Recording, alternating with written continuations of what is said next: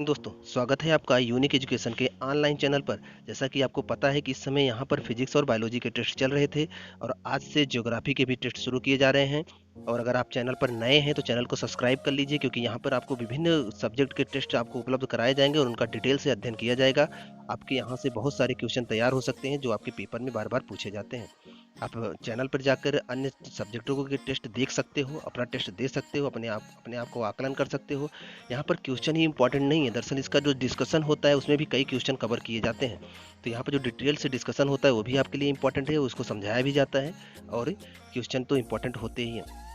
नियम आपको बता दें कि यहाँ पर भी 15 क्वेश्चन हैं और अगर आपके 12 से 15 के बीच में सही होते हैं तो आपकी तैयारी ज्योग्राफी की बहुत अच्छी है। अगर आपके 8 से 12 के बीच में सही होते हैं तब भी आपकी तैयारी अच्छी है। लेकिन अगर आपके 5 से 8 के बीच में सही होते हैं तब आपको और मेहनत करने की ज़रूरत है, क्योंकि यहाँ से गलती होने के चांसेस पेपर में बढ़ सकते हैं। चलिए आज ज्योग्राफी का पहला टेस्ट स्टार्ट करते हैं, वो भी मैप के साथ। पहला क्वेश्चन देखते हैं। पहला क्वेश्चन है कि पृथ्वी के स्थलीय क्षेत्र का कितना प्रतिशत एशिया के पास है। जो संपूर्ण पृथ्वी का स्थलीय क्षेत्र है उसका कितना प्रतिशत भाग एशिया के पास है।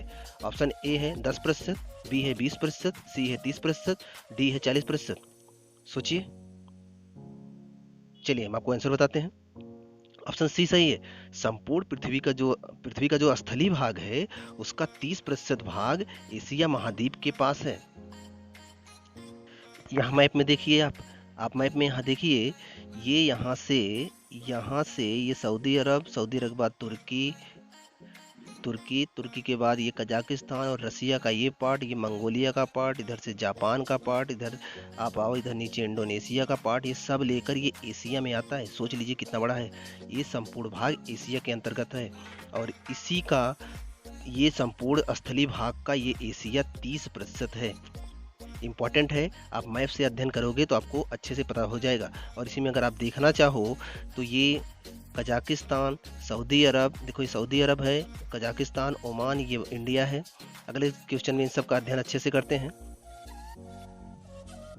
तो यहाँ पर ऑप्शन सी सही था। चलते हैं नेक्स्ट क्वेश्चन पर, याद रखिएगा इसको। ऑप्शन सी सही था, देख लीजिए। अगला क्वेश्चन है कि एशिया भारत से लगभग कितना गुना बड़ा है। दरअसल भारत जो है एशिया में ही है, तो ये जो एशिया महाद्वीप है भारत से कितना गुना ज़्यादा बड़ा है। कितने भारत मिलकर एशिया के बराबर हो सकते हैं। 8 गुना, लगभग 8 गुना, लगभग 13 गुना, लगभग 17 गुना, लगभग 25 गुना। सोचिए। चलिए आंसर बताते हैं आपको। लगभग 13 गुना, बी ऑप्शन सही है।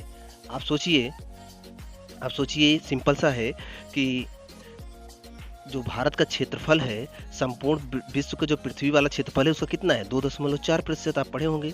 जब 2.4% है उसका, तो अगर ये 13 गुना होगा तभी तो 13 दूना 26, लगभग 30% कवर करेगा ना। इसी अभी पीछे वाले क्वेश्चन पढ़े हो ना, 30% है संपूर्ण स्थलीय भाग का और संपूर्ण स्थलीय भाग का भारत 2.4% है। अगर 13 गुना होगा, 13 दूना 26, 0.4 लेकर अगर बढ़ेंगे तो लगभग 30 के पास पहुंचेगा ना। आता है। आप वैसे भी पिछले क्वेश्चन से तर्क लगा सकते थे, अगर आप अच्छे से समझे होते तो यहाँ सही हो जाता। ऑप्शन बी सही है, इंपॉर्टेंट है, याद रखिएगा। चलते हैं नेक्स्ट क्वेश्चन पर। ऑप्शन बी सही था, देख लीजिए। क्वेश्चन है, कौन सा देश दक्षिण एशिया में नहीं आता। कौन सा देश दक्षिण एशिया में नहीं आता। पाकिस्तान, नेपाल, भारत, चीन। सोचिए। चलिए हम आपको बताते हैं। ऑप्शन डी सही है, चीन दक्षिण एशिया में नहीं आता।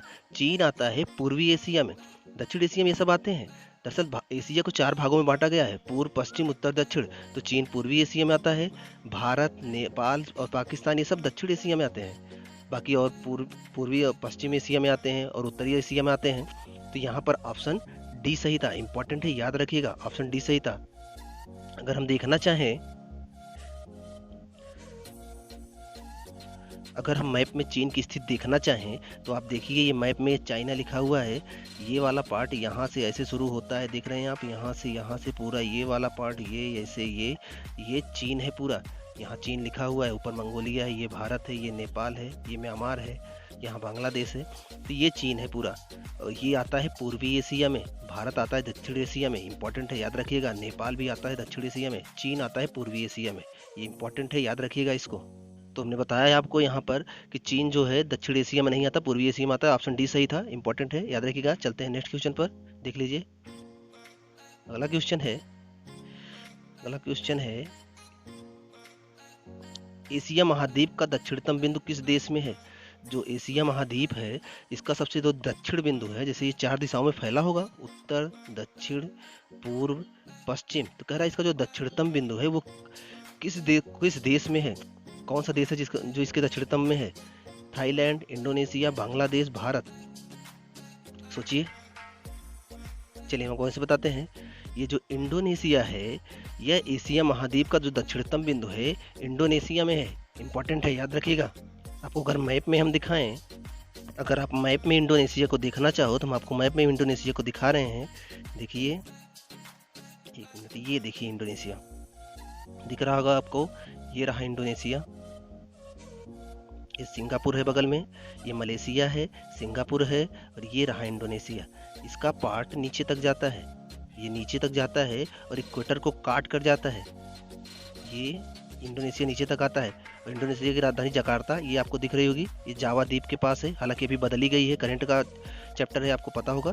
तो इंडोनेशिया ही सबसे दक्षिणतम है। देखो सबसे नीचे, इसके नीचे कोई देश नहीं दिख रहा है।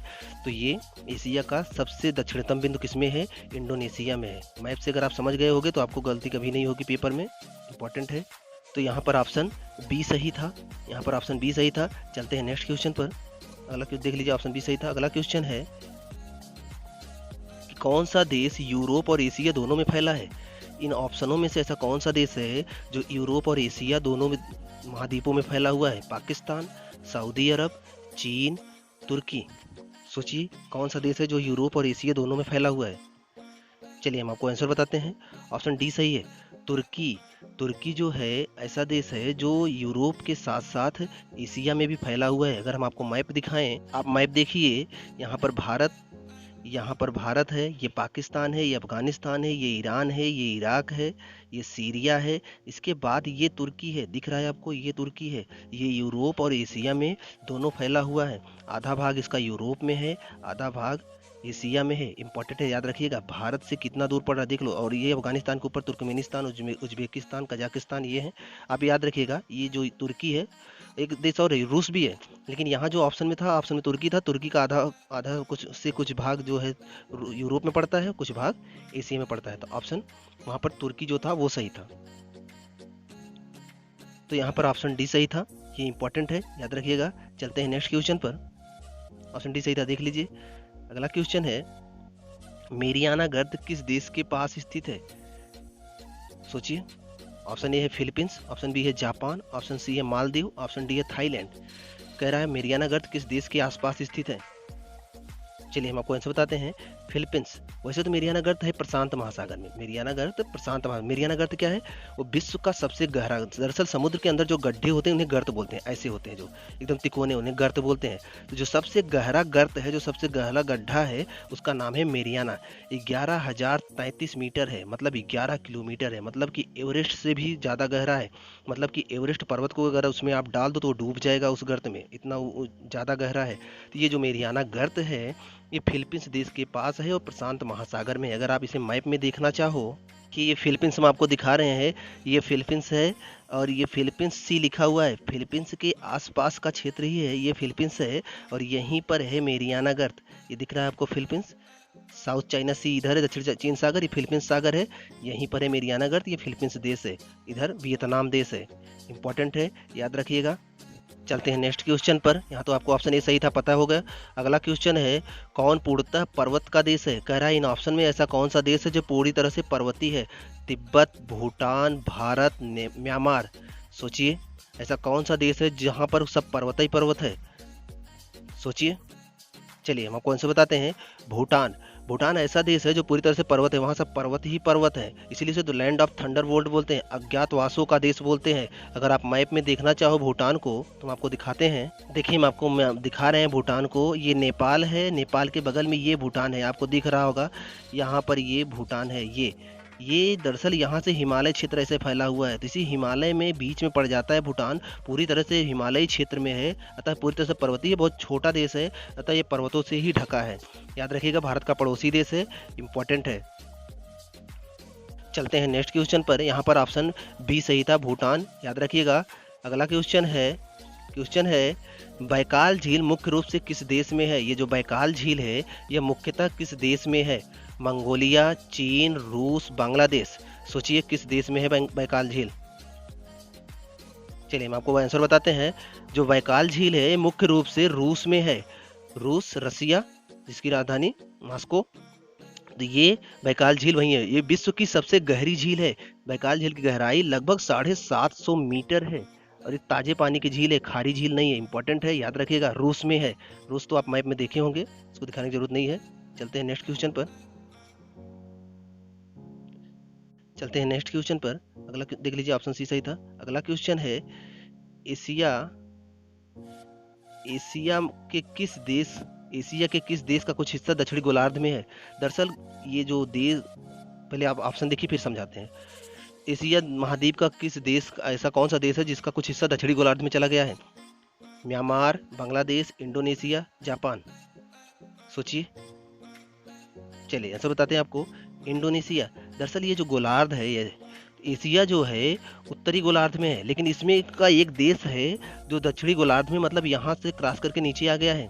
उसमें कौन सा है? इंडोनेशिया। अभी हम आपको जो मैप दिखाए थे, आप मैप में ध्यान से देखे होंगे तो आपको इंडोनेशिया जो है दक्षिणी गोलार्ध में दिखता है, उसका कुछ हिस्सा। ये देखिए, आप यहाँ पर देखिए, ये जो रेखा गई है ये 0 अंश रेखा है जो पृथ्वी को 2 बराबर भागों में बांटता है, और ये इंडोनेशिया है। इंडोनेशिया कुछ हिस्सा उत्तरी गोलार्ध में है, कुछ हिस्सा दक्षिणी गोलार्ध में। देखो रेखाओं के दोनों तरफ इंडोनेशिया फैला हुआ है, इसलिए इंडोनेशिया ऑप्शन में सही था। इंपॉर्टेंट है। चलते हैं नेक्स्ट क्वेश्चन पर। अगला क्वेश्चन देखते हैं। ऑप्शन सी सही था, देख लीजिए।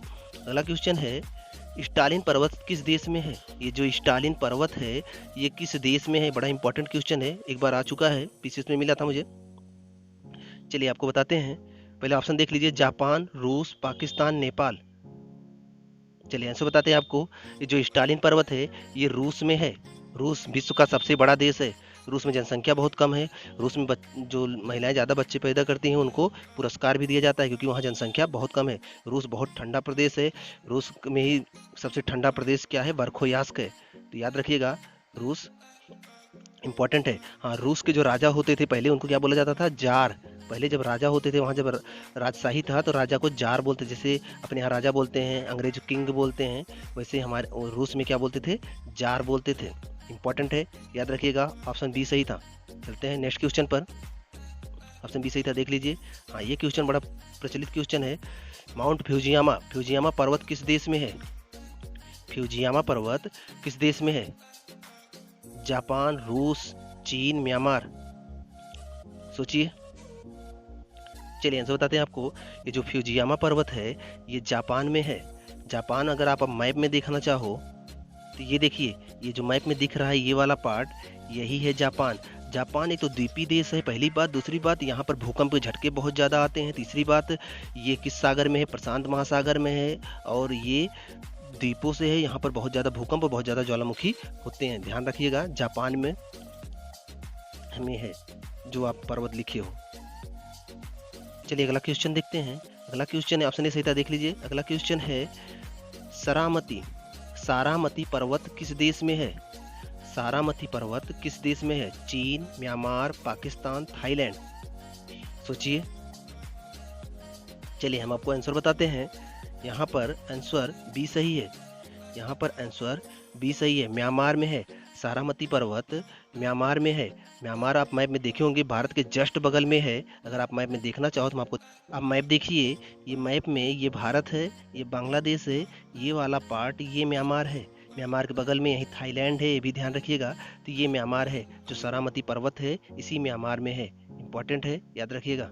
चलते हैं नेक्स्ट क्वेश्चन पर। ऑप्शन बी सही था, यहाँ पर याद रखिएगा। अगला क्वेश्चन है, मंगोलिया की सीमा किस देश से नहीं लगती? जो मंगोलिया देश है उसकी सीमा किस देश को नहीं छूती? रूस, चीन, कजाकिस्तान, जापान। सोचिए।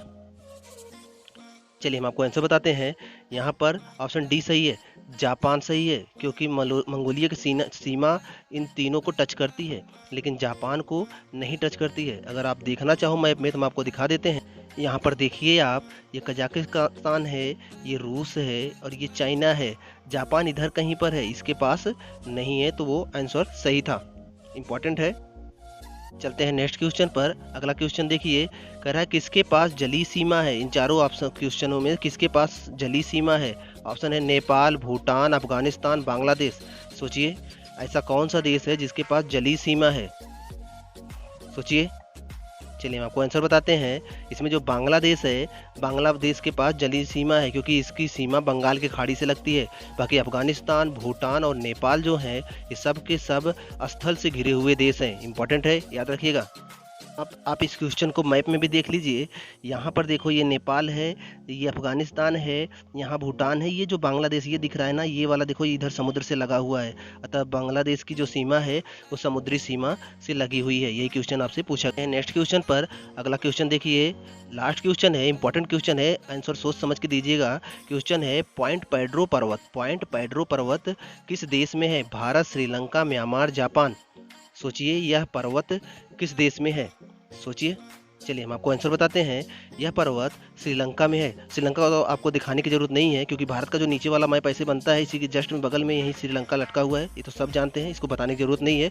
ये जो पॉइंट पेड्रो है बहुत इंपॉर्टेंट पर्वत है, श्रीलंका की सबसे ऊंची चोटी है। याद रखिएगा ये श्रीलंका में है पॉइंट पेड्रो पर्वत। यहीं पर ये टेस्ट कंप्लीट होता है। आपसे अगर आपको यहाँ पर टेस्ट अच्छा लगा हो तो प्लीज़ चैनल को सब्सक्राइब कर लीजिएगा और उन लोगों को भी शेयर कर दीजिएगा जो लोग तैयारी कर रहे होंगे।